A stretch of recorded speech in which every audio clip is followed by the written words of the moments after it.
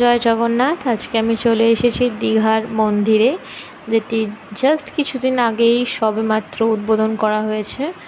তো এই মন্দিরে একেবারে ঢুকেই, একদম দ্বার থেকে ঢুকেই যা আমি সবার আগে লক্ষ্য করলাম, মন্দিরের প্রবেশদ্বারের সামনে দুটো সিংহর অবস্থান। একেবারে সামনে রয়েছে জগন্নাথ, বলরাম অ্যান্ড সুভদ্রার এখানে যে রথে করে তারা বেরোন, সেই রথটা রাখা ছিল। সঙ্গে করে প্রত্যেকটি হাতের কাজ ভীষণ পরিমাণে নিখুঁত, মানে ভীষণ পরিমাণে চোখে না দেখলে বিশ্বাস করা যাবে না। আমি সবাইকে বলবো যে একবার অন্তত পক্ষে দেখে আসো।